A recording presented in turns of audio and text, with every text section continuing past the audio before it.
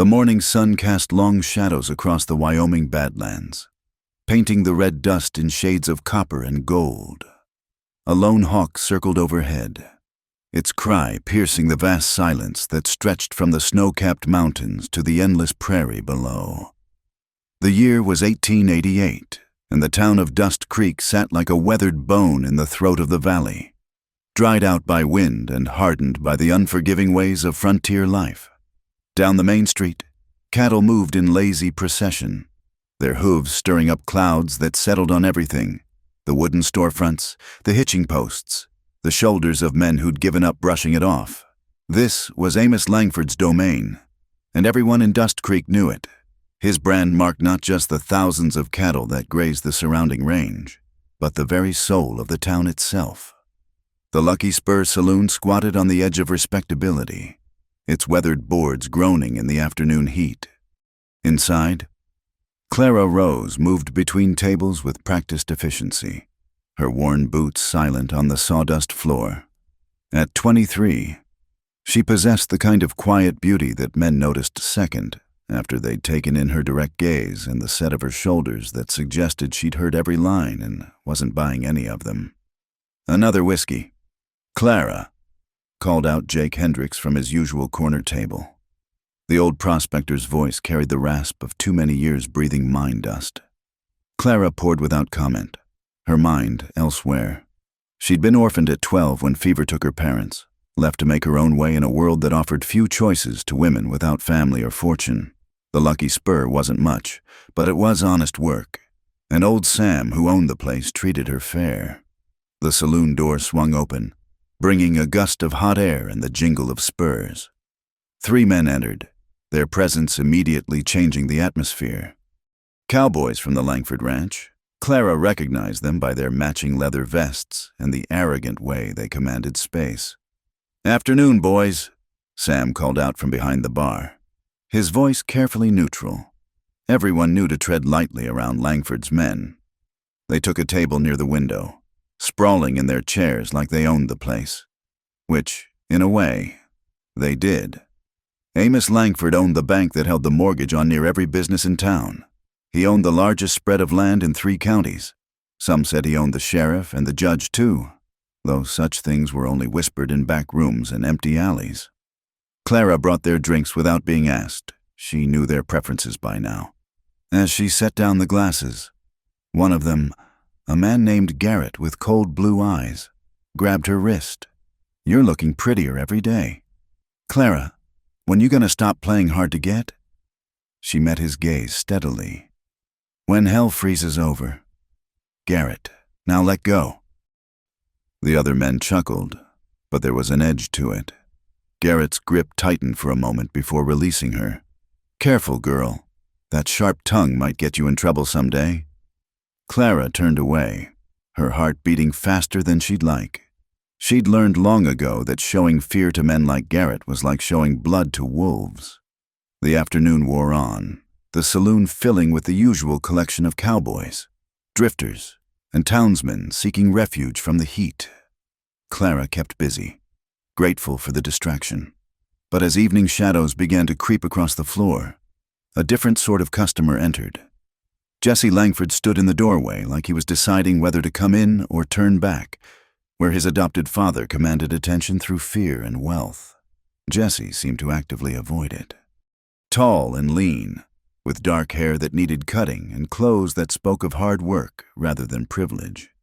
He looked more like a drifting ranch hand than the son of the territory's richest man. The saloon grew quiet. It always did when Jesse appeared. He was Amos Langford's shame, the boy he'd taken in 20 years ago for reasons no one quite understood. Raised in his household but never truly accepted as family. The old man's wife treated him like a servant, his legitimate sons like an interloper. Jesse worked the ranch like any hired hand, living in the bunkhouse rather than the grand house on the hill. He took a seat at the bar, as far from the other Langford cowboys as possible. They pretended not to notice him, which suited everyone fine. "Whiskey?" Sam asked, already reaching for the bottle. Jesse nodded, his eyes scanning the room before settling briefly on Clara. She felt that look like a physical touch, though she couldn't say why. They'd barely exchanged a dozen words in all the years she'd worked here. The night deepened, and with it came a change in the air. Clara noticed it first, a tension among the Langford men, hushed conversations and meaningful glances. Then the door opened again, and Amos Langford himself entered, followed by Sheriff Watson. The cattle baron was a big man, not tall but broad, with the kind of presence that made rooms feel smaller. His gray beard was carefully trimmed, his clothes expensive but practical. He moved like a man who expected the world to step aside, and it usually did.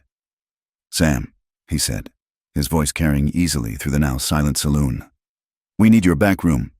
It wasn't a request. Sam nodded quickly, gesturing toward the private dining room reserved for high-stakes poker games and conversations that required privacy. As Amos passed Clara, his eyes lingered on her for a moment. There was something in that look that made her skin crawl. Not desire, but calculation, like he was measuring her worth on some invisible scale. The sheriff followed Amos, but not before Clara heard him mutter something about the Morrison boy and unfortunate accident. Thomas Morrison. She knew the name.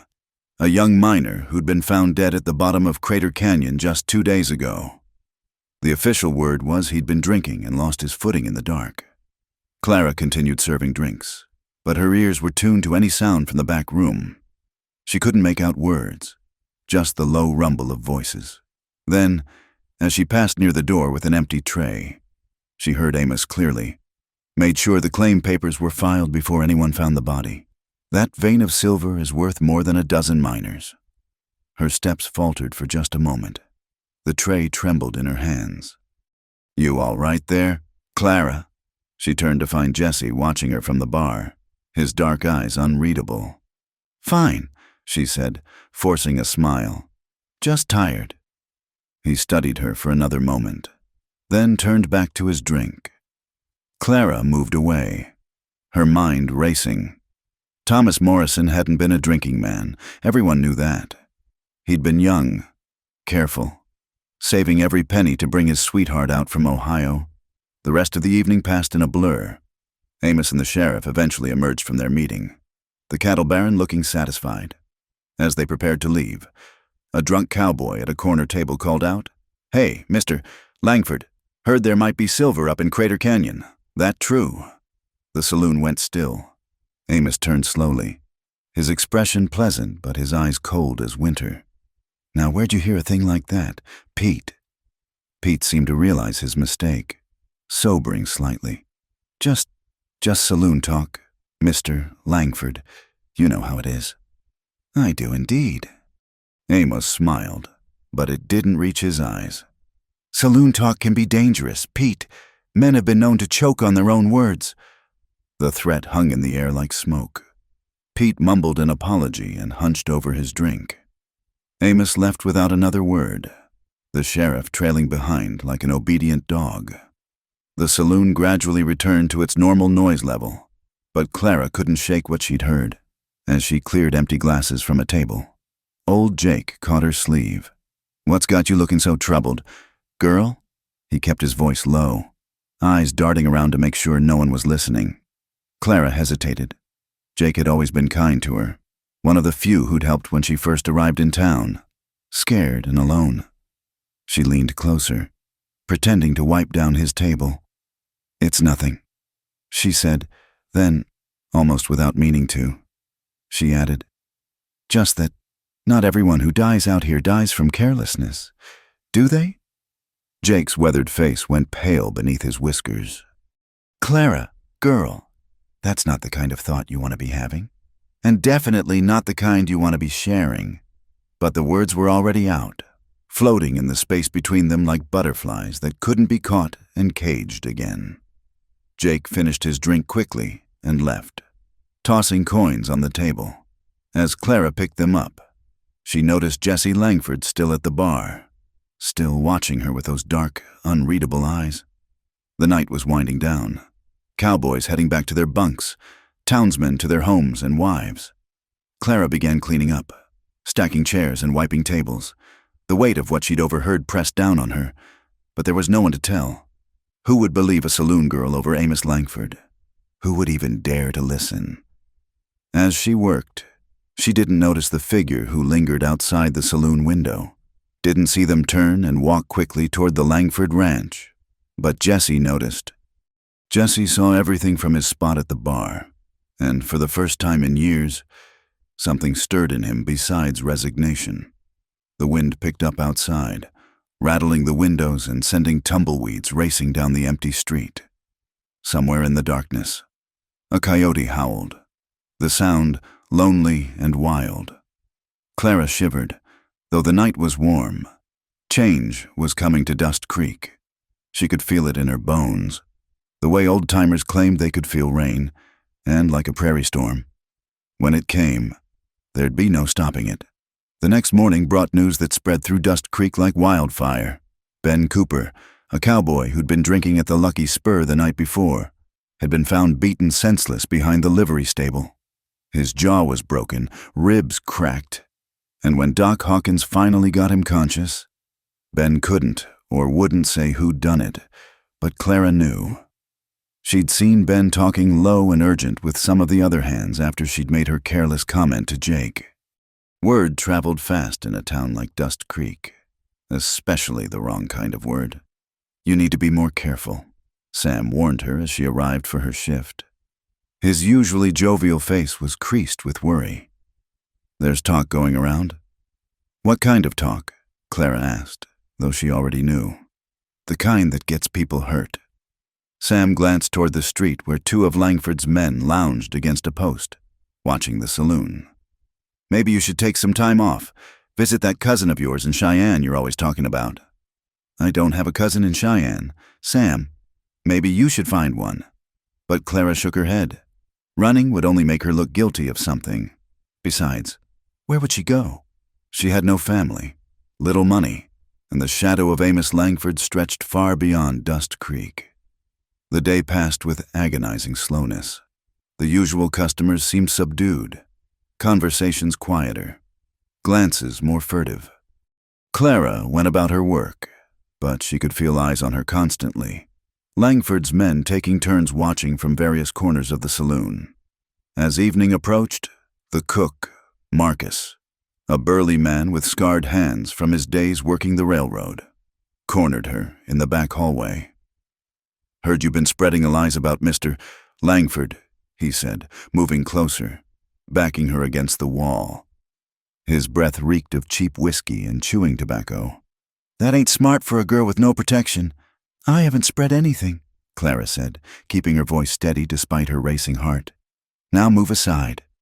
Marcus grinned, revealing yellowed teeth. Maybe you need someone to teach you to keep that pretty mouth shut. His hand reached for her arm, but before he could grab her, someone cleared their throat behind him. Marcus turned, and his sneer faltered. Jesse Langford stood in the hallway, his expression calm, but his stance suggesting violence barely held in check. Problem here, Marcus? No problem. Mr. Jesse, just having a friendly chat with Clara here. Didn't look friendly from where I'm standing. Jesse's voice was quiet, but there was steel underneath. Why don't you get back to the kitchen? I'm sure there's work needs doing. Marcus looked like he wanted to argue, but even he wasn't fool enough to challenge a Langford, even the least favored one. He shot Clara a look that promised this wasn't over, then shuffled away. Clara found herself alone with Jesse in the narrow hallway. Up close, she could see the weariness in his eyes, the way he held himself like a man who'd learned not to expect kindness from the world. Thank you, she said. You shouldn't thank me. Being seen with me won't help your situation. He started to turn away, then paused. What you said last night, about men not always dying from carelessness, you need to forget you ever thought that. Is that a threat? Jesse's laugh was bitter. No, it's advice. The only kind worth giving in this town. He met her eyes then, and she saw something unexpected there. Not coldness or indifference, but a kind of desperate worry. You don't know what he's capable of, what he's done before to people who got in his way. Then why do you stay? The question slipped out before she could stop it. His jaw tightened. Where would I go? He made sure of that. Made sure I'd have nothing, be nothing without his name, even if it's a name that nobody respects when it's attached to me. He laughed again, harsh and short. 20 years of being reminded daily that I'm charity, not family, but at least I know the devil I'm dealing with. Before Clara could respond, the sound of breaking glass came from the main room. They rushed out to find chaos, tables overturned, Sam on the floor with blood streaming from his nose, and 3 of Langford's men standing over him. "Seems your owner here has been watering down our whiskey," Garrett announced to the room. "Mr. Langford don't take kindly to being cheated." It was a lie, and everyone knew it. Sam ran an honest establishment, had to survive in Amos Langford's town. This was a message, and Clara was the intended recipient. Jesse stepped forward. "That's enough, Garrett." The cowboy turned, his grin widening. "Well, look who's playing hero. The bastard son thinks he's got authority here." "I said that's enough." Jesse's hand moved to rest on his gun belt. Casual but meaningful. "Unless you want to explain to my father why you're destroying property he holds the mortgage on." It was a clever move, invoking Amos's financial interests. Garrett's grin faded as he calculated the risks. After a tense moment, he signaled to the others. "We'll be back tomorrow for our drinks," he said, looking directly at Clara. "Make sure they're not watered down." After they left, Clara helped Sam to his feet while Jesse righted the overturned furniture. The old barkeep's face was already swelling, but he waved off her concerns. "I've had worse," he said, though his hands shook as she helped him clean the blood away. "But Clara, girl, this is just the beginning. You need to—" "I know what I need to do," Clara interrupted. She looked around the saloon, at the frightened faces of the remaining customers, at Jesse standing apart as always. "I need to find proof." "Proof of what?" Sam asked, though his eyes said he already knew. "That Thomas Morrison didn't fall, that he was murdered for his mining claim." The room went silent. Even the piano player stopped his nervous tinkling of keys. Jesse crossed the room in 3 quick strides. "Are you insane?" he hissed, gripping her shoulders. "You think finding proof will matter? You think anyone will stand against him even if you had it?" "Then what?" Clara shot back, surprising herself with her vehemence. "We all just keep quiet, let him kill whoever stands between him and what he wants? How many others have there been? Jesse? How many accidents that weren't accidents at all?" Jesse's grip tightened, and she saw real fear in his eyes now. "Too many," he whispered. "Too many to count. And you'll be next if you don't stop this." "Then help me," Clara said. "You know where the records are kept. You know his business." "No." Jesse released her and stepped back. "I won't be part of your suicide mission." "Then you're a coward," Clara said, the words sharp as broken glass. Jesse's face went white, then flushed with anger. "You don't know what you're talking about. You don't know what it's like to—" He broke off, running a hand through his dark hair. "I have seen what happens to people who cross him. My mother, the woman who gave birth to me. She tried to leave once, tried to take me away. They found her body in the river. Accident, they said. She slipped on the wet rocks." The pain in his voice was raw, decades old but still bleeding. Clara felt her anger drain away, replaced by something softer, more dangerous. "Jesse," she started, but he was already heading for the door. "Forget what you think you know," he said without turning back. "Forget Morrison, forget the silver, forget all of it. Or you'll end up like her, just another accident nobody talks about." The door slammed behind him, leaving Clara standing in the wreckage of the saloon. Sam touched her arm gently. "He's right. You know, this path you're on, it only leads one place." Clara looked at the old man who'd been like a father to her these past years. "Then why did Morrison have to die? He had a girl back east, Sam. They were going to be married. Doesn't she deserve to know the truth?" "The truth won't bring him back." "No, but maybe it'll stop the next murder." That night, Clara stayed late cleaning up the damage. As she swept broken glass, she kept thinking about Jesse's words, about his mother's accident, How many others had there been? How many graves dotted the territory, filled with people who'd gotten in Amos Langford's way? She was so lost in thought that she didn't hear the footsteps until it was too late. A hand clamped over her mouth, an arm around her waist, dragging her toward the back door. She struggled, tried to scream, but the hand was too strong. Then, suddenly, she was free. She spun around to see Jesse standing over Marcus's unconscious form, a broken chair leg in his hand. "I told you this would happen," he said, breathing hard. "This is just the start." Clara's legs felt weak. She sank onto a nearby chair, trying to stop her hands from shaking. "How did you know to come back?" "I've been watching. Couldn't leave you here alone. Not after—" He tossed the chair leg aside and knelt to check Marcus's pulse. "He's alive, but when he wakes up, he'll tell them I did this." Things are about to get complicated. They already were complicated. Jesse looked up at her, and something shifted in his expression. "You're really not going to let this go, are you? Could you, if you knew what I know?" He was quiet for a long moment, then stood and offered her his hand. "There's an old line shack up on Miller's Ridge. Nobody uses it anymore.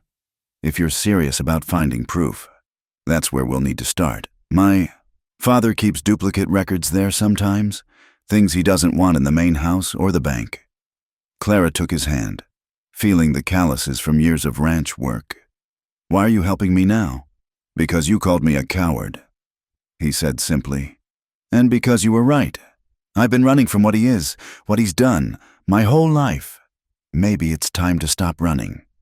They left Marcus where he lay and slipped out into the night. The streets were empty, but Clara felt eyes watching from every shadow. As they reached the edge of town, Jesse caught her arm. "Once we do this, there's no going back. He'll come after us both." Clara thought of Thomas Morrison, of Jesse's mother, of all the unnamed others. "Then we'd better find enough proof to bring him down first." They disappeared into the darkness. Two unlikely allies bound by dangerous knowledge and an even more dangerous mission. Behind them, Dust Creek slept uneasily, as if the very buildings sensed the storm that was coming. The summons came at dawn, delivered by two of Langford's men who looked like they'd rather be anywhere else. Clara had barely slept, having spent the night hiding in the boarding house attic after Marcus's attack. Now she stood before them, still wearing yesterday's dress, trying to appear calmer than she felt. "Mr. Langford requests your presence at the ranch," the taller one said, not quite meeting her eyes. "His wife would like to speak with you about employment opportunities." It wasn't a request, and everyone knew it. Clara nodded, buying time. "I'll need to change first. We'll wait." She climbed the stairs slowly, her mind racing. Through her window, she could see Jesse in the street below, watching from the shadow of the general store. Their eyes met briefly, and he gave an almost imperceptible shake of his head. "Don't go," the gesture said. But what choice did she have? The ride to the Langford ranch took an hour, though it felt like days. The house sat on a rise overlooking the valley, a massive structure of imported timber and stone that proclaimed its owner's wealth to anyone who cared to look. Clara had never been this close before, and despite everything, she felt a moment of awe at the sheer audacity of building such a place in this harsh land. Mrs. Beatrice Langford received her in the parlor, a room that belonged more in a Boston mansion than a Wyoming ranch house.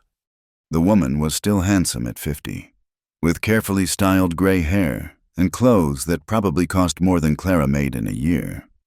"Miss Rose," she said, gesturing to a chair. "Please, sit. Would you care for tea?" Clara sat carefully, aware of her rough clothes against the fine upholstery. "No, thank you, ma'am." Beatrice poured herself a cup with movements so precise they seemed choreographed. "I'll be direct, Miss Rose. My husband tells me you've been spreading malicious gossip about our family." "I haven't—" "Please." Beatrice held up a manicured hand. "Let's not insult each other's intelligence. You're a smart girl, I can see that. Smart enough to know that such talk is dangerous in a town like Dust Creek." Clara remained silent, watching the older woman's face for any sign of what was coming. "I was like you once," Beatrice continued, surprising her. "Young, idealistic, certain that truth and justice would prevail. Then I married Amos." Her smile was bitter as old medicine. "I learned quickly that there are different kinds of truth. The truth, that is, and the truth that's allowed to be spoken." "And which truth is Thomas Morrison's death?" Clara asked, unable to help herself. Beatrice's cup rattled slightly against its saucer. "The truth is that young men die in mining country. It's unfortunate, but it happens." "Even when they're pushed?" The silence stretched between them like a taut wire. Finally, Beatrice set down her cup and walked to a small escritoire. She withdrew a leather pouch, heavy with coins. $500, she said, placing it on the table between them. "Enough to start fresh anywhere you'd like. San Francisco, perhaps, or Denver. A girl with your looks and intelligence could do well in a city." Clara stared at the pouch. It was more money than she'd seen in her lifetime, enough to buy a real future instead of the hand-to-mouth existence she'd known. "And if I don't take it?" Beatrice's face hardened, showing the steel beneath the silk. "Then I'm afraid Dust Creek will become a very unwelcoming place for you. You see, my husband values loyalty above all else. Those who prove disloyal." She trailed off, but the threat hung in the air like smoke. "Like Jesse's mother?" The words escaped before Clara could stop them. Beatrice went very still, her face draining of color. "You don't know what you're talking about." "Don't I? A woman tries to leave with her son, ends up dead in the river. Convenient accident." Beatrice stood abruptly, walking to the window. For a long moment, she stared out at the vast holdings of the Langford Empire. When she spoke again, her voice was barely above a whisper. "Sarah Winters was a fool. She thought she could fight him, thought she could take what was his." She turned back to Clara, and there was something almost like pity in her eyes.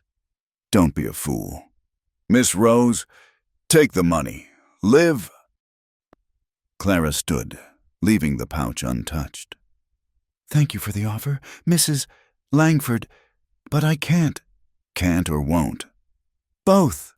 Beatrice's laugh was short and harsh. "Then God help you, girl, because no one else will." Clara was escorted out, but not before catching a glimpse of Amos in his study, watching her through the doorway. His expression was unreadable, but something in his eyes made her shiver despite the warmth of the day. The ride back to town seemed longer, the two cowboys flanking her like prison guards. As they descended into the valley, Clara noticed storm clouds building over the mountains. The air felt heavy, charged with electricity. They were perhaps a mile from town when it happened. A gunshot cracked through the air, and one of her escorts tumbled from his saddle.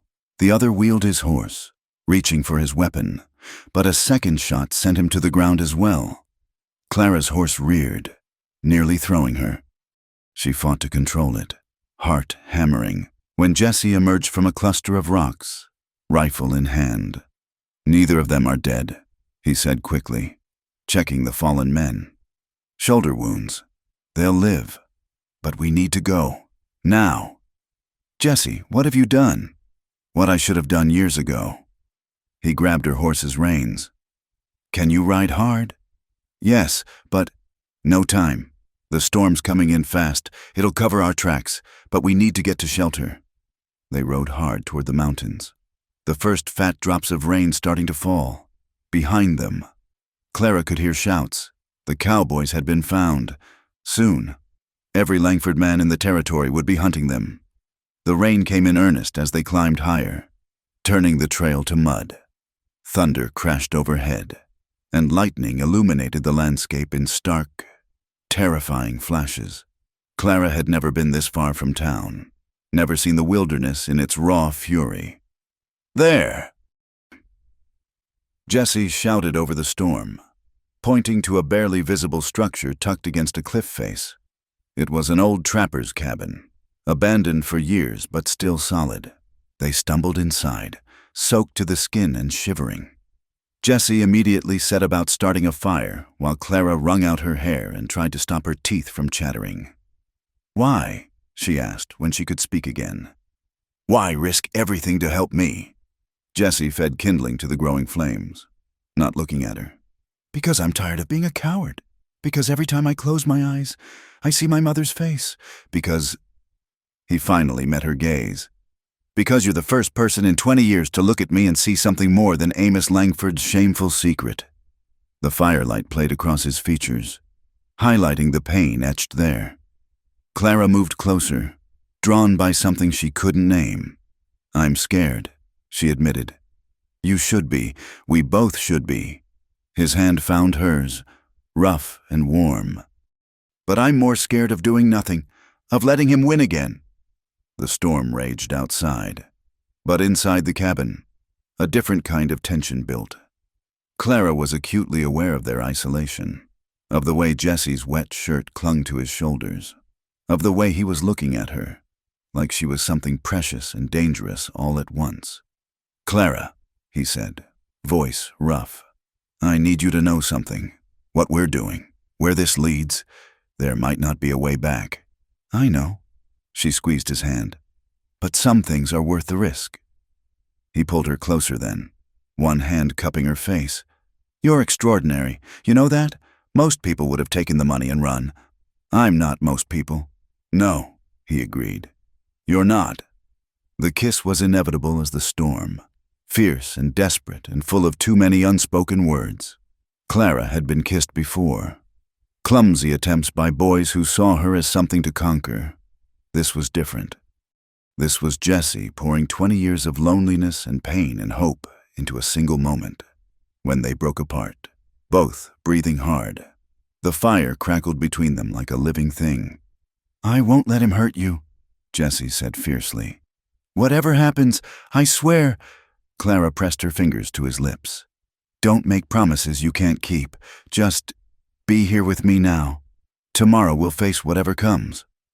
They spent the night huddled by the fire, talking in low voices about everything and nothing.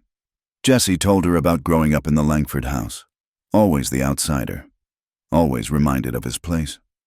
Clara shared memories of her parents, of the life she'd lost to fever and the strength she'd found in survival. As dawn approached and the storm finally broke, they knew their time in this small sanctuary was ending. The world waited outside, full of danger and uncertainty. There's something else, Jesse said as they prepared to leave. I went back to the line shack last night after I left you, found some of those duplicate records. Clara, it's worse than we thought. Morrison wasn't the first, not by far. There's a pattern going back years, mining claims, water rights, grazing lands. Anyone who wouldn't sell. How many? Clara's voice was barely a whisper. At least a dozen. All accidents, all perfectly timed to benefit Amos Langford. Clara felt sick. A dozen lives, a dozen families destroyed. And no one had ever connected the dots. Or if they had, they'd been too frightened to speak. We need to get this information to someone who can use it, she said. The federal marshal in Cheyenne, maybe? Or a newspaper that's beyond Amos's reach. Jesse nodded. But first, we need to survive long enough to do it. They emerged from the cabin into a world washed clean by rain. The sun was just cresting the mountains, painting everything in shades of gold and green. It was beautiful, Clara thought, and dangerous, like everything in this wild land, somewhere below them. Dust Creek was waking up to the news that Clara Rose and Jesse Langford had disappeared together. By now, Amos would have every man at his disposal searching for them. The hunt was on, and they were the prey. But as they mounted their horses and turned toward the high passes, Clara felt something she hadn't experienced in years, hope. It was a dangerous feeling, perhaps even more dangerous than Amos Langford's anger. But it was also the only thing worth having in a world that tried so hard to crush it. Ready? Jesse asked, and she heard all the questions within that single word. Ready, she replied, and together they rode into the uncertain dawn. Two souls bound by truth and necessity, and something that might, if they survived, grow into love. Dawn came harsh and unforgiving to Dust Creek, bringing with it the news that spread like wildfire through the dusty streets. Clara Rose had vanished in the night. leaving nothing behind but an empty room and unanswered questions. The storm had washed away any tracks, but everyone knew she hadn't left alone. Jesse watched from the ridge above town as riders fanned out in all directions, his father's men beginning their hunt. Beside him, Clara pulled the blanket tighter around her shoulders, exhausted from their night in the cabin, but determined not to show weakness. "They'll check all the usual places first," Jesse said quietly. "The stage routes, the railroad camps. We bought ourselves maybe a day, 2 at most. Then we'd better make them count." Clara's voice was steady, but he could see the fear she was fighting to control. "Those records you found? Where are they now?" "Hidden, but we'll need to go back for them. And that means getting past—" He broke off, squinting at movement below. "Get down." They flattened themselves against the rocky ground as 5 riders passed below their position, close enough that they could hear the men's conversation. "Boss wants her found before sunset," one was saying. "Says to check every mine shaft and line shack between here and the border." "What about Jesse?" another asked. "Never figured him for having the spine to cross the old man. Boss says bring him back breathing. Wants to deal with him personal-like." The riders moved on, and Clara released a breath she didn't know she'd been holding. Jesse's face had gone pale at the mention of his father's intentions. "He won't kill me," he said, though he didn't sound convinced. "Not right away. He'll want to make an example first, show everyone what happens to those who betray him. Then we make sure he doesn't get the chance." Clara touched his arm, felt the tension coiled there like a spring. "The records. Jesse, we need them." He nodded slowly. "Tonight, after dark. There's a back way into the ranch, through the old mine workings. It's dangerous, but everything about this is dangerous." She met his eyes, saw her own determination reflected there. "I'm going with you." "Clara, no, it's too risky." "You think I'm safer alone? Besides, 2 sets of eyes are better than 1. They spent the day hidden in a grove of aspens, taking turns watching the valley below. Clara dozed fitfully against Jesse's shoulder, starting awake at every sound. When she did sleep, she dreamed of Thomas Morrison's young face, of all the others whose names she didn't yet know. As afternoon shadows lengthened, a new group of riders appeared on the trail. Clara recognized the lead figure immediately, Sheriff Watson, his badge glinting in the late sun. With him rode someone she hadn't expected to see. "Is that—" "Reverend Fuller," Jesse confirmed grimly. "Should have known. Amos donates generously to the church. Keeps the good reverend in his pocket along with everyone else." They watched as the men conferred below, Watson pointing toward the mountains while Fuller consulted what looked like a map. After several minutes, the group split up, with Fuller leading 3 men toward the eastern passes. "They're organized," Clara observed. "This isn't just a search party anymore. No, it's a hunt, and we're running out of places to hide." As darkness fell, they made their way down from the ridge, moving carefully through terrain Jesse knew from years of working the remote corners of his father's land. The moon was new, providing just enough light to navigate, but not enough to make them easy targets. The old mine entrance was partially collapsed, barely visible beneath a tangle of brush and fallen timber. Jesse cleared enough space for them to squeeze through, then lit a small lantern he'd kept cached there. "Stay close," he whispered. "Some of these shafts go down hundreds of feet. One wrong step." The mine was a maze of tunnels, some natural, others carved by men seeking fortune in the unforgiving rock. Water dripped constantly, and the air smelled of minerals and decay. Clara fought down claustrophobia as the walls seemed to press closer with each step, after what felt like hours but was probably less than 1. Jesse stopped at an intersection of tunnels. "Through here. It comes out in the root cellar of the old bunkhouse. Nobody's used it in years." They emerged into musty darkness, Jesse carefully lifting the wooden hatch. The bunkhouse above was indeed abandoned, dust thick on every surface. Through a broken window, they could see the main house in the distance, windows glowing with lamplight. "The records are in the main barn," Jesse whispered. hidden in a feed bin that's been sealed for years. If we can... The door burst open, and Clara's heart stopped. But instead of Langford's men, a familiar figure stood silhouetted in the doorway. "Thought I might find you here?" Sam said, the old barkeep's face grave in the lantern light. "Half the territory's looking for you too?" "Sam!" Clara moved toward him, but Jessie caught her arm. "How did you know we'd be here?" Sam's weathered face creased in something like a smile.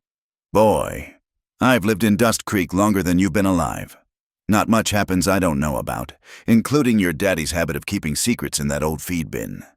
He stepped inside, closing the door carefully behind him. From inside his coat, he produced a thick envelope. "Figured you might be coming for these, so I saved you the trouble.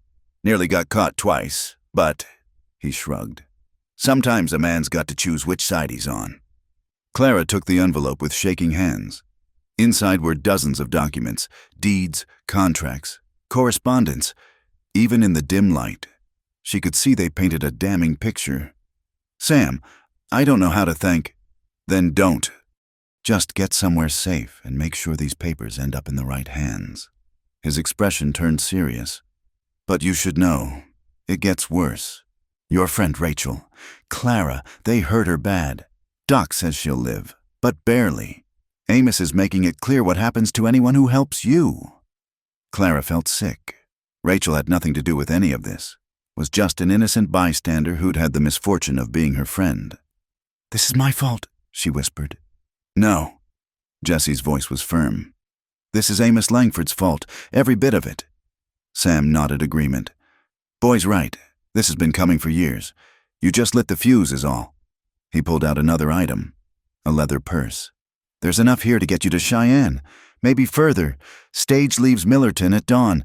That's 20 miles east, but if you ride hard..." "Sam, we can't take your money. It ain't mine. Let's just say some of the boys at the saloon took up a collection." "Seems you got more friends than you know." Clara rose. Before she could respond, the sound of horses reached them. Many horses, moving fast. "Go," Sam urged. "Out the back, quick!" But it was too late. The door exploded inward, and Garrett stood there with 3 other men, guns drawn. Well, well, family reunion. His grin was cold. "Mister, Langford's gonna be real pleased." Jessie moved in front of Clara, his hand going to his gun. "Let her go. Garrett, this is between me and my father. Afraid it don't work that way." Garrett's eyes flicked to Sam. "Old man, you just signed your death warrant." "Maybe," Sam said calmly, "but I'll die knowing I finally did something right." The tension stretched taut, everyone waiting for someone else to make the first move. Clara could feel the weight of the documents inside her coat, evidence that could bring down an empire if she could just get them to safety. Then Jessie did something unexpected. He laughed. "You know what's funny, Garrett? All these years, you've treated me like dirt because I wasn't blood. But you know what? I'm glad I don't share blood with a murderer." Garrett's face darkened. "Watch your tongue, boy." "Or what? You'll kill me? We both know that's coming anyway."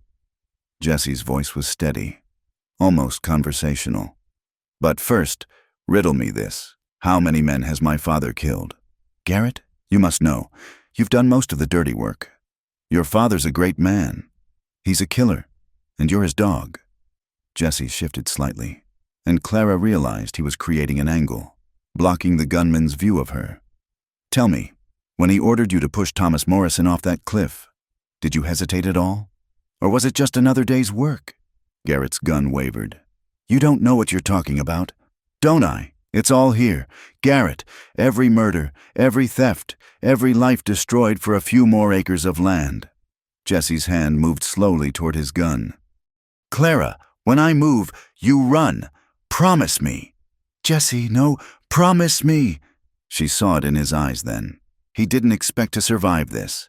He was buying her escape with his life.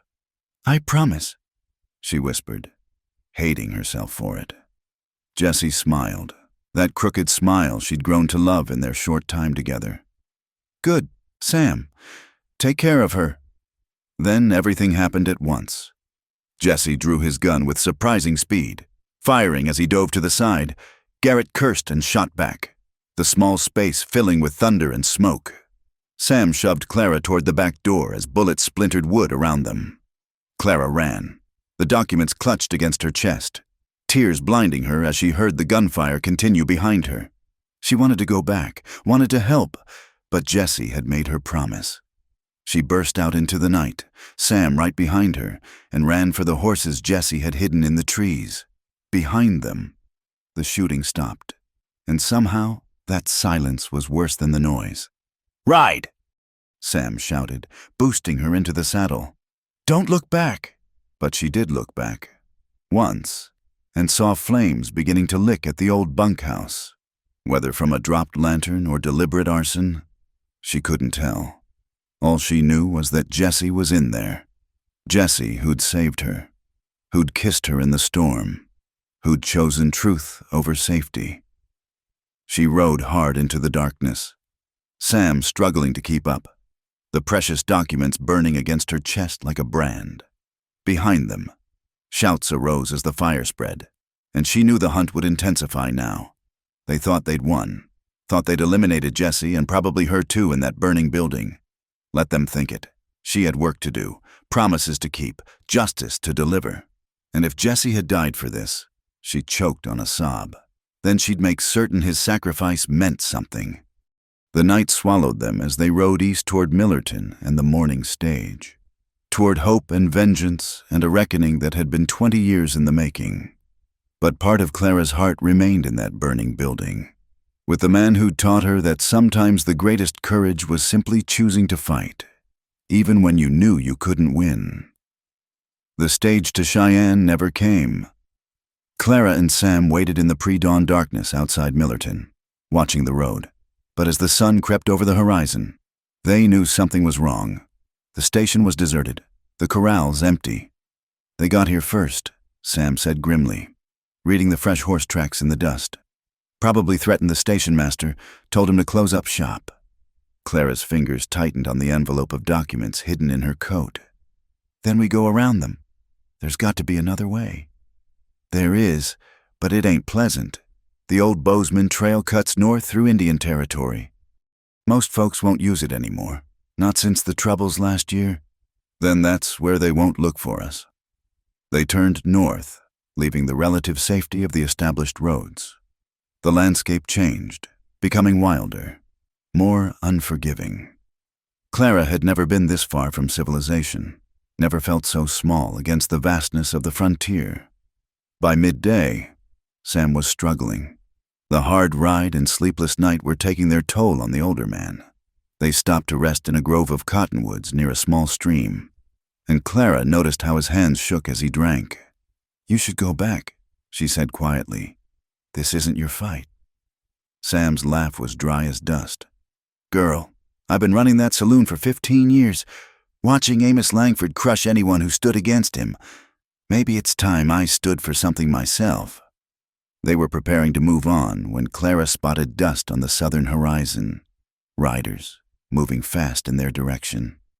"Into the trees," Sam urged, but Clara shook her head. "No, I'm tired of running." She pulled out the documents, selecting several of the most damning ones.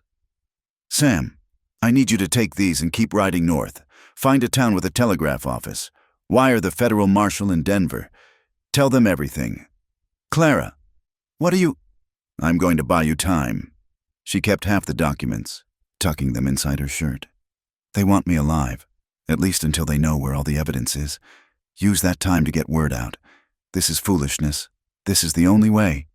She pressed the papers into his hands. "Jesse died to get these out. Don't let it be for nothing." Sam's weathered face was torn with indecision, but finally he nodded.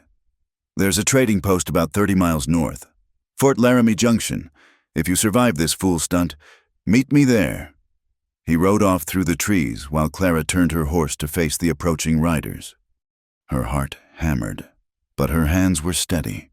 She thought of Jesse, of his courage in that final moment, and found her own. The riders thundered up in a cloud of dust.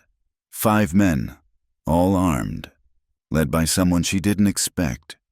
Reverend Fuller sat his horse with surprising ease for a man of the cloth, his usually benign face hard as stone. "Miss Rose," he said, touching the brim of his hat in mock courtesy, "you've led us quite a chase." "Reverend." She kept her voice level.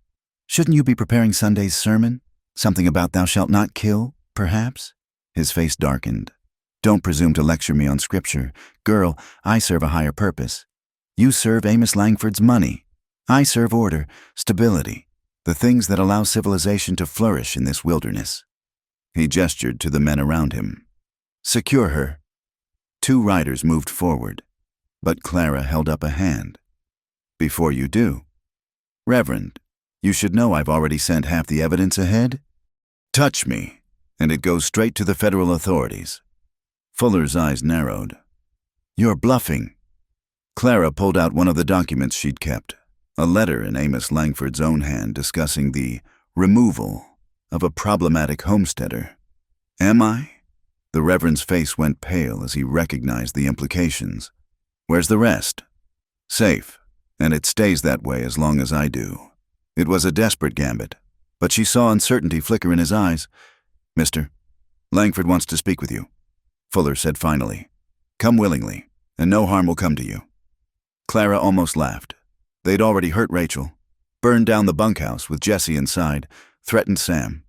But she nodded, knowing she needed to play along for now. They rode back toward Dust Creek, but instead of heading to town, Fuller led them to an abandoned ranch in the foothills. As they approached, Clara saw more riders waiting, a small army of Langford's men. Her heart sank. Even if Sam reached the trading post, even if he got word out, it might be too late.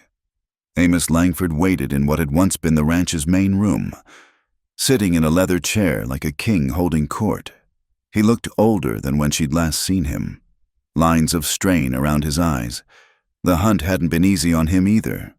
"Miss Rose," he said, not bothering to rise, "you've caused me considerable trouble." That was the idea. His laugh was humorless. "Spirit, I can see why my boy was taken with you." His expression hardened. "Where is he, by the way? I have words for my ungrateful son." Clara's throat tightened. "You know where he is. Your men killed him at the bunkhouse." "Did they?" Amos studied her face. "Garrett says he escaped through the back while you were shooting. Says Jesse might have made it out before the fire spread." Hope flared in Clara's chest, quickly suppressed. It could be a lie, a trick to make her talk. "I wouldn't know," she said carefully. "I ran, just like he told me to. Loyal to the end. Admirable, if misguided." Amos stood, moving to pour himself a drink from a dusty bottle. "You know, I offered you a generous deal. Money, a new life, all in exchange for silence. Instead, you chose this. I chose the truth." "The truth?" He turned, whiskey in hand. "Let me tell you about truth, girl. The truth is this territory was nothing before I came. Wasteland. Savage country fit only for Indians and outlaws. I brought order. I brought prosperity.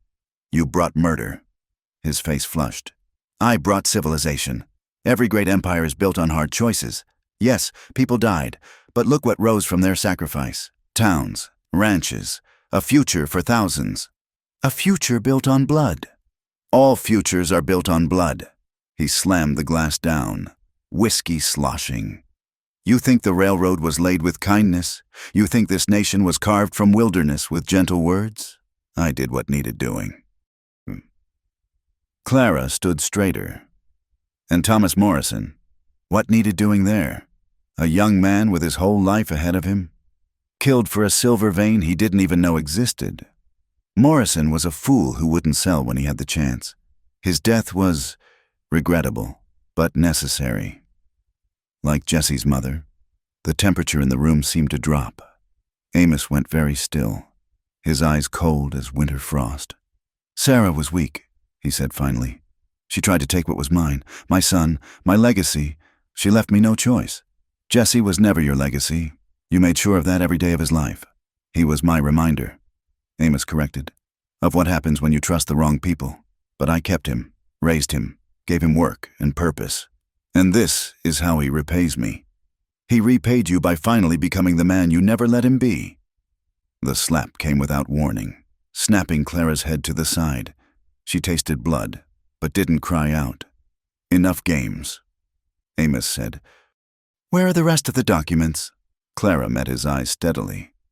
"Gone. Probably in federal hands by now."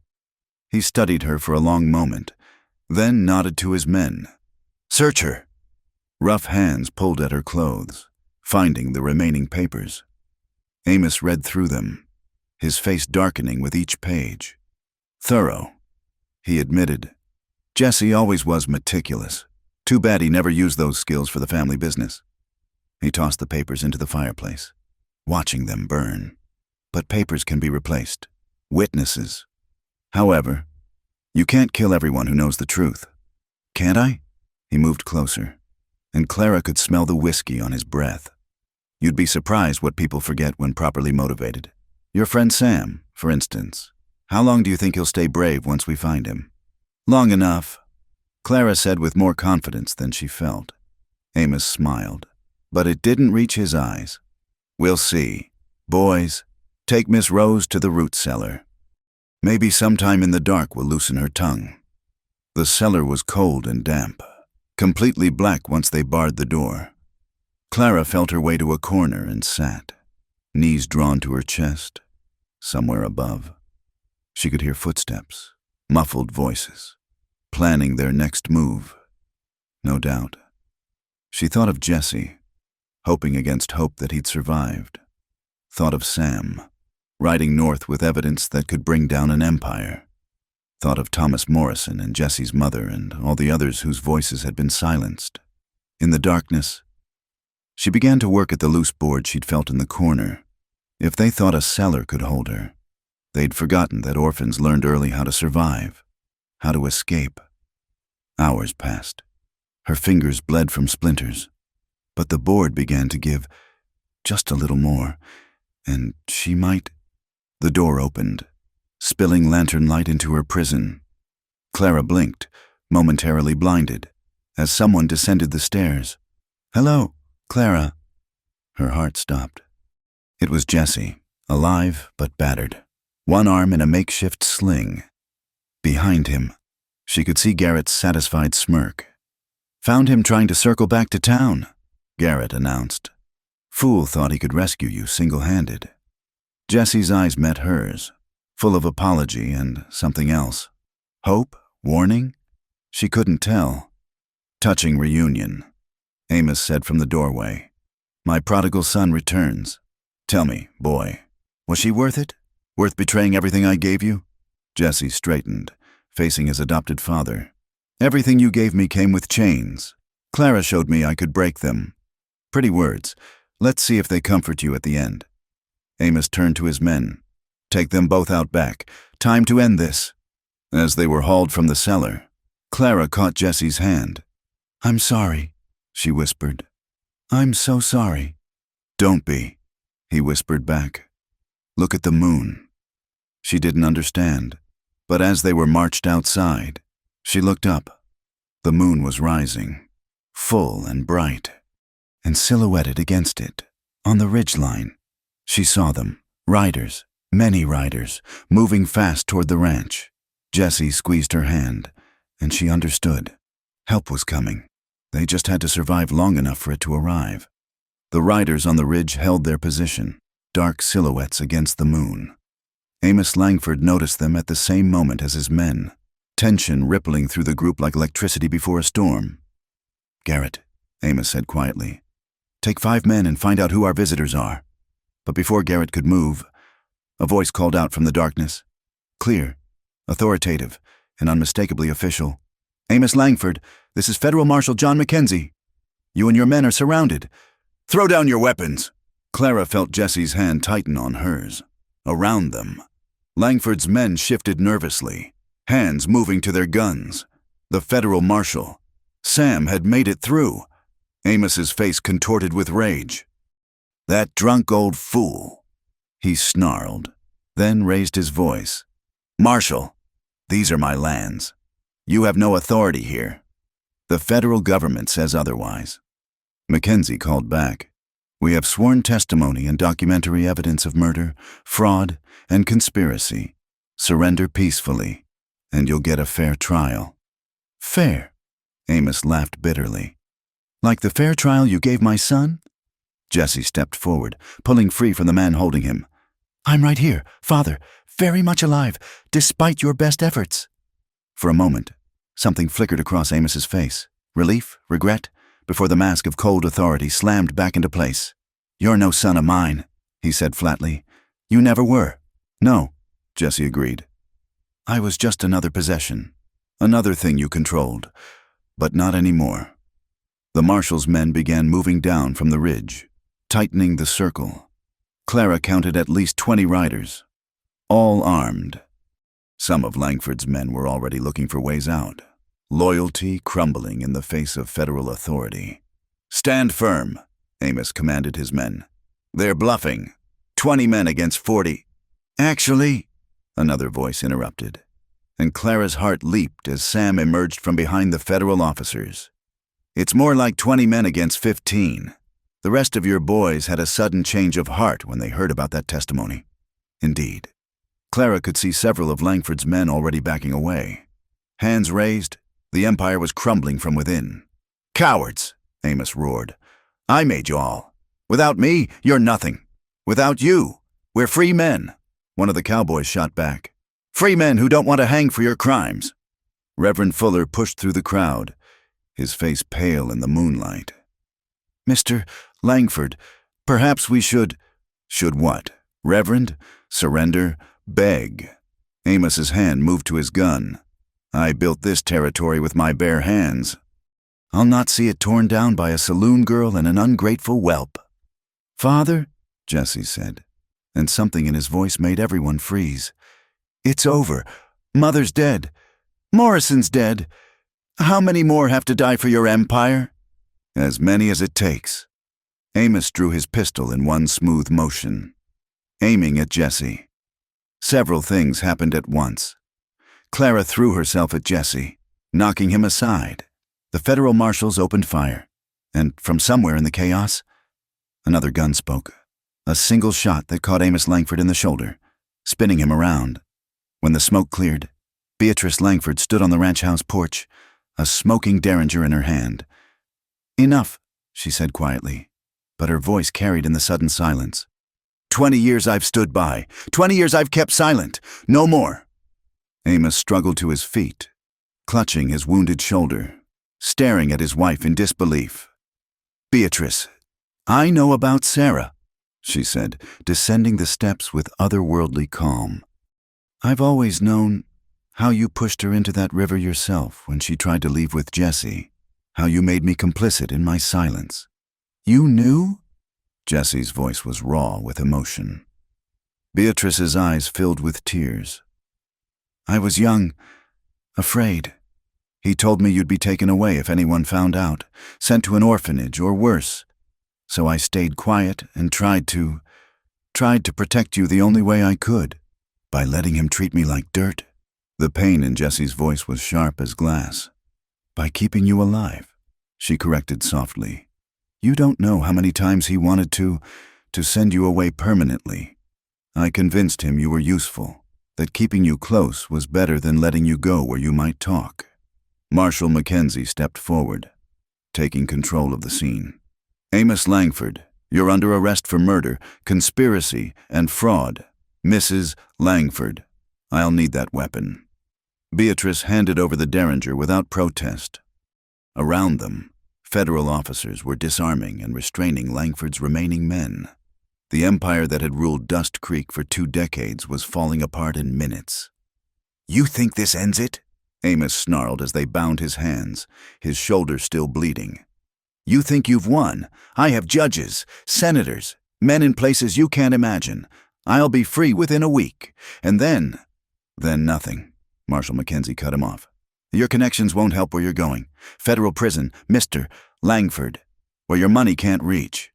As they led him away, Amos's eyes found Clara one last time. You destroyed everything, he said. For what? Justice? There is no justice, girl. Only power and those too weak to take it.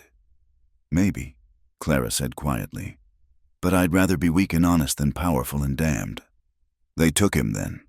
Him and Fuller and Garrett and the others who hadn't fled. The ranch fell quiet, except for the wind and the crackling of torches the marshals had lit. Jesse stood apart from everyone, staring at the spot where his father had fallen. Clara approached carefully, unsure of her welcome after everything that had happened.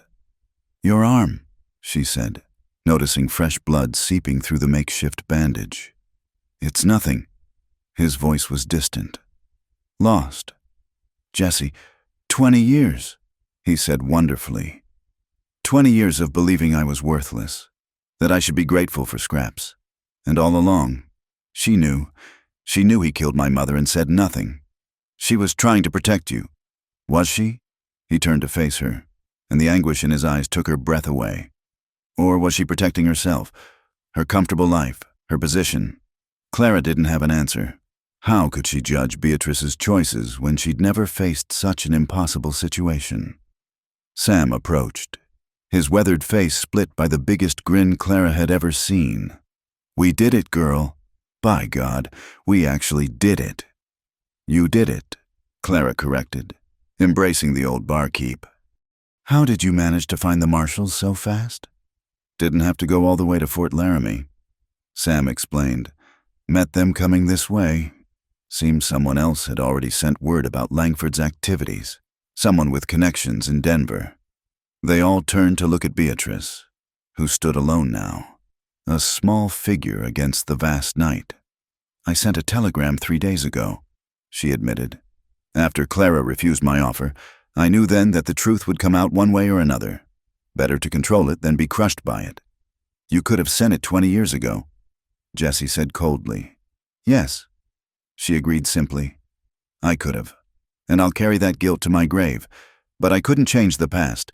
Jesse, I could only try to make the ending better than it might have been." Marshal Mackenzie cleared his throat.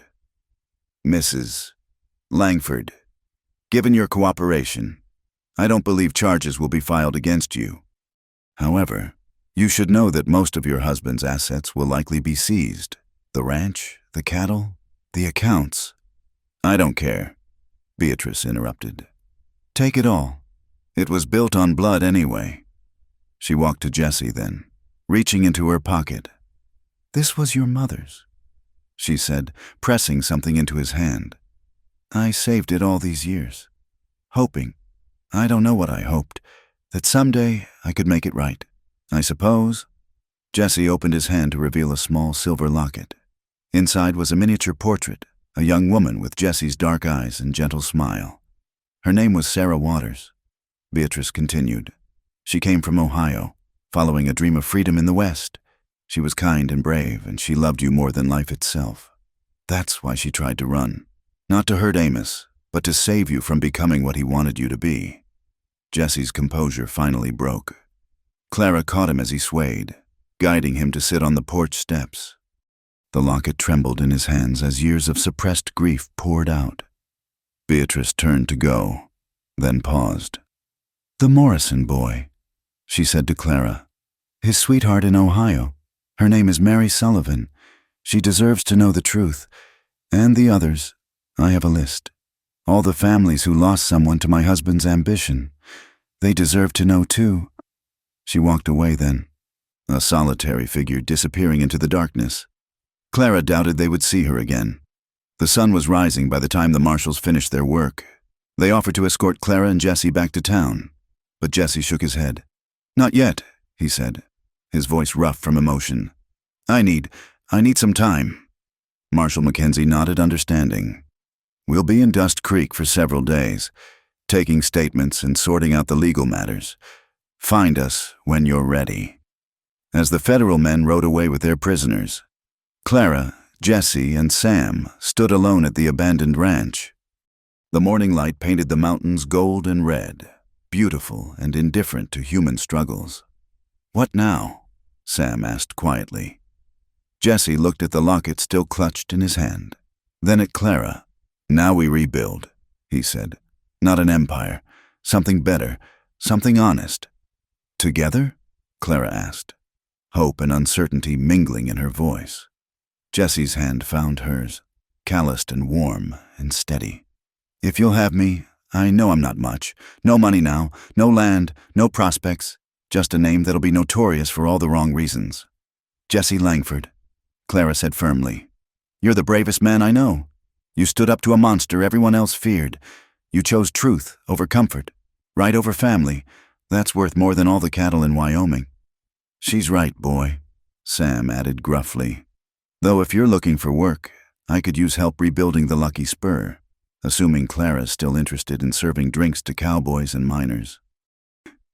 Clara smiled. The first real smile in what felt like forever. Actually, I was thinking the Lucky Spur could use some changes, maybe become more than just a saloon. A gathering place, somewhere people can speak freely without fear. Dangerous talk, Jessie said, but he was almost smiling too. Haven't you heard? Clara replied. I specialize in dangerous talk. They stood together as the sun climbed higher. 3 unlikely allies who toppled a tyrant with nothing but courage and truth. The road ahead would be difficult. There would be trials, testimonies, the slow work of justice. There would be those who resented the change, who'd preferred the devil they knew. But for now, in this moment, they had won. The whispers had become shouts. The secrets had found light, and an empire built on silence had crumbled at the sound of truth. In the distance, a hawk cried out, circling on the morning thermals, free as the wind, bound to no one's will but its own. Clara watched it soar and thought that perhaps, finally, they were all learning what it meant to fly. The Lucky Spur stood ready for its grand reopening, 3 months after the night that changed Dust Creek forever. Clara ran her hand along the polished bar, marveling at how different everything looked in the afternoon sun streaming through new windows. Windows that no one would be afraid to peer through anymore. You missed a spot, Jessie called from where he was hanging a new mirror behind the bar. Clara threw her cleaning rag at him, laughing when he dodged with exaggerated alarm. That's rich, coming from the man who spent an hour making sure that mirror was perfectly level. Details matter, he said, stepping back to admire his work. Sam taught me that. The old barkeep emerged from the back room, carrying a crate of bottles. Did I hear my name being taken in vain? Never, Clara assured him. We were just saying how lucky we are to have such a wise teacher. Sam snorted. Flattery won't get you out of inventory duty, girl. But his eyes were warm with affection. The 3 of them had worked tirelessly to rebuild not just the saloon, but their lives. It hadn't been easy. The trials in Denver had dragged on for weeks, with Clara and Jessie testifying about everything they knew. Watching Amos Langford sentenced to life in federal prison had brought no joy. Only a hollow sense of justice, finally served. The bell above the door chimed, and Doc Hawkins entered, supporting a familiar figure. Rachel! Clara rushed forward, embracing her friend carefully. Rachel was still thin from her ordeal, but her eyes had regained their spark. Couldn't miss the big reopening, Rachel said, settling carefully into a chair. Besides, Doc says I need to get out more. Within reason, Doc Hawkins cautioned. No dancing on tables just yet. Spoil sport, Rachel muttered, but she was smiling. As the afternoon wore on, more people arrived. Cowboys who'd once worked for Langford and were now finding honest employment elsewhere. Miners who could finally file claims without fear. Townspeople who walked a little taller now that the shadow of the empire had lifted. Never thought I'd see the day, said Frank Morrison, Thomas's older brother who'd come from Colorado for the trials. He raised his glass in a toast. To those who spoke up when silence was safer. To those who didn't live to see justice done, Clara added quietly, and the room fell silent in respectful remembrance. The evening was in full swing when unexpected visitors arrived. 3 members of the town council, led by Mayor Hutchins, a man who'd survived Langford's reign by bending with every wind.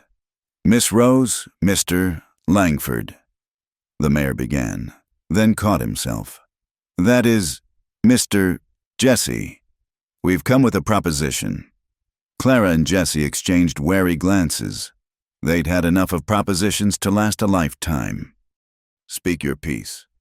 "Mayor," Sam said, not bothering to hide his suspicion.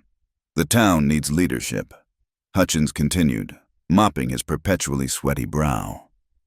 "With the Langford organization dismantled, there's a vacuum. Businesses need guidance. Disputes need settling. We were hoping, that is, the council has voted to offer you positions. Jessie as sheriff, Miss Rose as town treasurer." The saloon went quiet, everyone waiting to see how they'd respond. Jessie spoke first. "I'm no lawman, Mayor, and I'm done with the Langford name. It's Jessie Waters now, if you please. My mother's name. Of course, Mr. Waters. But you know this territory. Know its people. And more importantly, they trust you. Both of you. Because we're not politicians," Clara pointed out. "The minute we take official positions, that trust becomes complicated." "Then what do you suggest?" Councilman Harris asked. "We can't just drift without direction." Clara looked around the room at the gathered faces, honest, hard-working people who deserved better than they'd gotten. An idea began to form. "What if," she said slowly, "instead of appointing new bosses, we tried something different? What if the town made decisions together? Regular meetings where everyone has a voice, not just the wealthy or powerful." That's not how things are done," Hutchins sputtered. "Langford's way wasn't working," Jessie said, warming to Clara's idea. "Maybe it's time for a new way. The Lucky Spur could host the meetings. Neutral ground where everyone's equal." The council members looked uncomfortable, but around them, the townspeople were nodding, talking excitedly among themselves. "I'd vote for that," called out Mrs. Patterson, who ran the general store. "About time we had a say in our own lives." "Agreed," added Jim Sullivan, the blacksmith. "No offense, Mayor, but we've had enough of being told what's best for us by folks who don't do the actual living and working here." The movement grew, voices adding to the chorus until Hutchins raised his hands in surrender. "Very well. We'll put it to a town vote, this Saturday. Let the people decide." After the council members left, looking slightly dazed, the celebration resumed with renewed energy. Clara found herself pulled into a dozen conversations, each person sharing ideas for the town's future. Through it all, she was aware of Jessie watching her, a soft smile playing at his lips. Later, as the crowd thinned, they slipped out onto the back porch. The night was clear, stars scattered across the sky like spilled silver. "You did it again," Jessie said, pulling her close. "Started another revolution with just words." "We did it," she corrected. "And this time, no one had to die for it." He was quiet for a moment, and she knew he was thinking of his mother, of all the violence that had led them here. "I went to her grave yesterday," he said finally. "Beatrice told me where it was before she left for San Francisco. Just a wooden marker. No name. I fixed that." Clara squeezed his hand. "She would be proud of you." "Would she?" His voice was uncertain. "Sometimes I wonder if I'm doing right. Staying here. Every corner holds a memory. Not all of them good. Then we make new memories." Clara said firmly. "Better ones.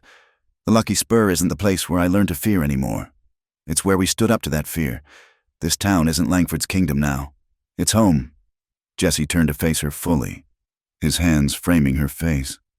"Clara Rose, you've turned my whole world upside down, and I thank God every day for it." "Just returning the favor," she whispered. "You showed me I was brave. I just showed you the same thing." He kissed her then, soft and sure, and for a moment the past faded away, leaving only the present and the promise of tomorrow. "Well, this is cozy." They broke apart to find Sam watching from the doorway, amusement crinkling his eyes. "Don't you have customers to serve?" Jessie asked, not really embarrassed. "They're serving themselves, democracy in action." Sam grew more serious. "Actually, I came to tell you both something. I'm getting old, and this whole adventure proved I've got more fight in me than I thought, but I won't be around forever." Sam, don't talk like... He waved off Clara's protest. Let me finish. The lucky spur is going to need steady hands when I'm gone. So I went to that fancy lawyer from Denver. Had him draw up some papers. The saloon will be yours. Both of you, when my time comes. Equal partners. Clara felt tears prick her eyes. Sam, we can't accept. You can and you will, he said gruffly. Besides, it's selfish on my part. I want to know the old place will keep serving truth along with whiskey long after I'm gone. They embraced him, the three of them standing together in the doorway between past and future. Now get back in here, Sam said, clearing the emotion from his throat. Someone's got to make sure these fools don't drink us dry on opening night. As they returned to the warmth and light of the saloon, Clara saw Reverend Fuller's replacement, a young minister named Paul Garrett, no relation to the imprisoned cowboy, blessing the gathering. Unlike Fuller, this man's faith seemed genuine, uncomplicated by greed. To new beginnings, he said, raising his glass of sarsaparilla, and to those brave enough to demand them.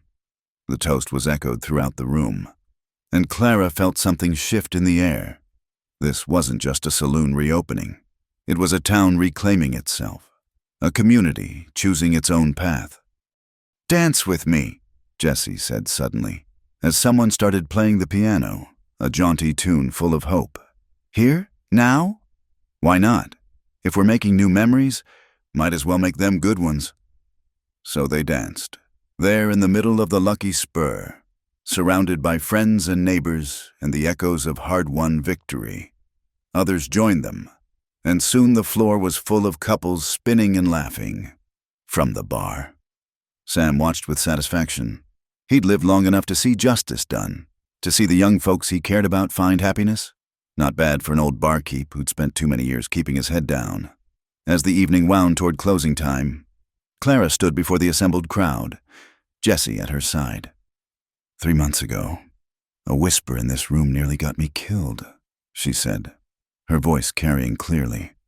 But it also started something, proved that even whispers can bring down empires if enough people have the courage to speak. She looked around at the faces, some scarred by the past, all hopeful for the future. The lucky spur is open for business, she continued. But more than that, it's open for truth, for community, for anyone who believes we can build something better than what came before. The cheer that went up could probably be heard all the way to the Langford Ranch, now standing empty on its hill. But Clara didn't think about that. She thought about tomorrow, and the next day, and all the days after that, days filled with honest work and honest words. As the last customers filtered out into the night, Jessie pulled her close once more. No regrets? He asked. Clara thought about it, about the danger they'd faced, the losses they'd endured, the uncertain future that still lay ahead. None, she said firmly. Not a single one. And there in the lucky spur, where truth had first found its voice in a barmaid's whisper, Clara Rose and Jessie Waters began building their new life. One day, one choice, one courageous act at a time. The morning of the trial's conclusion arrived with an unseasonable frost, as if nature itself held its breath for the final judgment. Clara stood before the mirror in her boarding room, adjusting the simple gray dress she'd worn to every court appearance. Through the window, she could see the federal courthouse in Denver, its imposing stone facade a stark reminder of how far they'd come from the dusty streets of Dust Creek. Ready? Jessie appeared in the doorway, clean-shaven and wearing his best suit, the one they'd bought with Sam's money for the proceedings. Clara nodded, though her stomach churned with nerves. Today, Amos Langford would learn his fate. Today, the empire would officially fall. The courthouse was packed, journalists from as far as Chicago crowding the gallery. The story of a cattle baron brought down by a barmaid's courage had captured the nation's imagination. Clara tried to ignore the sketching artists and the whispered speculation as she took her seat. Amos Langford sat at the defendant's table, somehow smaller than she remembered. Prison had aged him. His once commanding presence diminished to something almost pitiable. Almost. Judge Harrison, a federal appointee with a reputation for fairness. called the court to order. Mr. Langford, you have been found guilty on 12 counts of murder, conspiracy to commit murder, fraud, and corruption of public officials. Before I pass sentence, do you have anything to say? Amos stood slowly, his chains clanking. For a moment, Clara thought he might finally show remorse. Then he spoke, and his voice carried the same cold arrogance it always had. I built an empire from nothing. I brought civilization to savagery. History will remember me as a visionary, while you, he looked directly at Clara and Jesse, will be forgotten footnotes. Judge Harrison's expression didn't change. Mr. Langford, the only thing history will remember is that justice, though delayed, was not denied. I sentence you to life imprisonment without the possibility of parole, to be served at the federal penitentiary in Leavenworth, Kansas. The gavel fell with finality. As the marshals led Amos away, he passed close to Jesse. For just a moment, father and son looked at each other. Then Amos was gone, swallowed by the doorway to his future cage. Outside the courthouse, the September sun felt warm and clean. Reporters surrounded them immediately, shouting questions, but Marshal Mackenzie and his men cleared a path. Miss Rose, how does it feel to have brought down the most powerful man in Wyoming? Mr. Waters, will you claim any part of the Langford fortune? Jesse raised a hand for silence. The only thing I'm claiming is my mother's name and the right to live freely. As for the fortune, it's being distributed to the victims' families, as it should be. They escaped the crowd and found Sam waiting with a hired carriage. The older man's eyes were bright with unshed tears. It's done then. It's done, Clara confirmed, collapsing into the seat beside him. Finally, truly done. The journey back to Dust Creek took 3 days. As they descended into the familiar valley, Clara was struck by how much had changed. New businesses had sprouted along Main Street. The old Langford Bank had been renamed the Dust Creek Community Trust, and there, at the end of the street, the Lucky Spur stood proud with its fresh paint and new sign. A crowd had gathered to welcome them home. Rachel stood at the front, fully recovered and radiant. The townspeople cheered as they stepped down from the carriage, and Clara felt overwhelmed by the warmth of their reception. That night, the Lucky Spur hosted its largest gathering yet. The new town council, elected by popular vote, met in the main room while regular customers filled the rest of the space. Clara moved through the crowd, serving drinks and listening to the excited plans for the future. We're thinking of starting a school, Mrs. Patterson announced. A real one, with proper teachers and books for every child.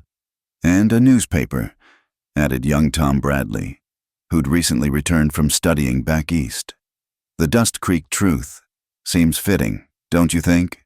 Clara smiled, remembering how a single whispered truth had started everything. Very fitting. As the evening progressed, Jesse found her on the back porch, stealing a moment of quiet. Overwhelming, isn't it? He said, wrapping his arms around her from behind. All these people looking to the future instead of over their shoulders. It's wonderful, Clara said, leaning into his warmth. And terrifying. What if we can't live up to their hopes? Then we'll fail honestly, which is more than most ever do. He turned her to face him. Clara, there's something I need to ask you. Her heart skipped as he dropped to one knee, producing a simple gold band from his pocket. I know I'm no prize. I've got a notorious name, no fortune, and more baggage than a freight train. But I love you with everything I have. Clara Rose, will you marry me? Through tears, she saw the vulnerability in his eyes, the fear that he still wasn't enough despite everything they'd been through. Jesse Waters, she said, pulling him to his feet. You're worth more than all the cattle kingdoms in the world. Yes, yes, of course, yes. He slipped the ring on her finger, and they kissed as the stars wheeled overhead, as constant and eternal as the mountains surrounding them. Well, it's about time, Sam's voice boomed from the doorway. I was beginning to think I'd have to perform the ceremony myself. They were married 2 weeks later in the meadow outside town. with wildflowers blooming and the whole community in attendance. Reverend Garrett performed the ceremony, speaking of love that conquers fear and truth that sets people free. Clara wore her mother's dress, carefully preserved all these years. Jesse stood tall in his new suit, no longer the broken man who'd hidden in shadows. When they were pronounced husband and wife, the cheer that went up could be heard echoing off the canyon walls. The reception was held at the Lucky Spur. Of course, tables spilled out onto the street, laden with food donated by every family in town. Musicians played, couples danced, and children ran between the adults' legs, their laughter bright as silver, as the sun set, painting the sky in shades of rose and gold. Clara found herself standing where it all began, behind the bar where she'd once served whiskey to dangerous men and kept her thoughts to herself. "Regrets?" Jesse asked, appearing beside her with 2 glasses of champagne.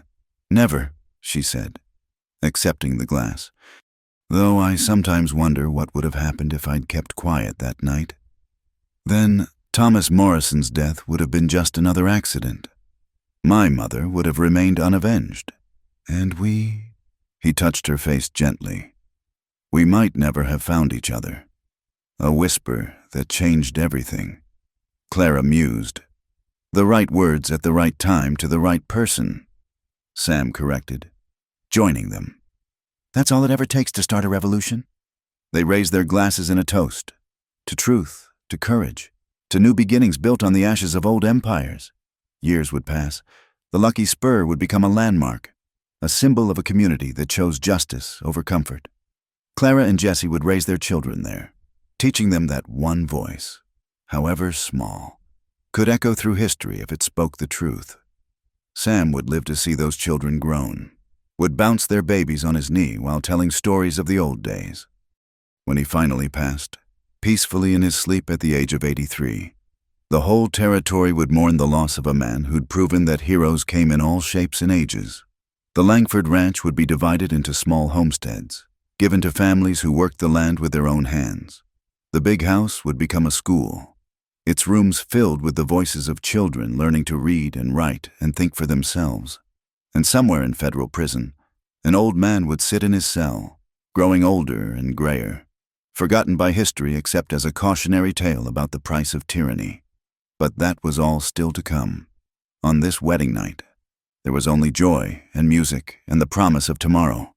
Clara Rose Waters stood with her husband, surrounded by friends who'd become family, in a town that had become home. Outside, a desert owl called across the darkness, its voice carrying on the wind. Not a whisper this time, but a declaration, wild and free and unafraid. The candles burned late in the Lucky Spur that night, casting warm light through the windows onto the street where an empire had fallen and a community had risen. And in that light, 2 people who'd found courage in each other danced on, writing their own story with every step. In the distance, thunder rumbled over the mountains, promising rain for the thirsty earth. The storm would come, as storms always did in this wild country, but it would find Dust Creek ready, its people united, its foundations built not on fear and lies, but on the bedrock of truth. And it all began with a whisper, just a few words spoken by a brave woman who refused to let injustice pass in silence. Sometimes, that's all it takes to change the world. Thank you, dear listeners, for joining us around the campfire tonight and hearing the tale of Clara Rose and Jesse Waters. Their story reminds us that even the smallest voice can topple the mightiest empire when it speaks the truth. Where are you listening to this story from? Leave a comment below and let us know. We love connecting with fellow lovers of Wild West tales from across the world.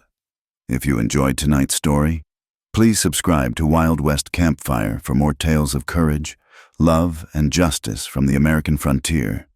And we'd love to hear your thoughts. What did Clara's bravery mean to you? Share your reflections in the comments below. Until next time, partners, keep your fires burning bright and your hearts full of courage.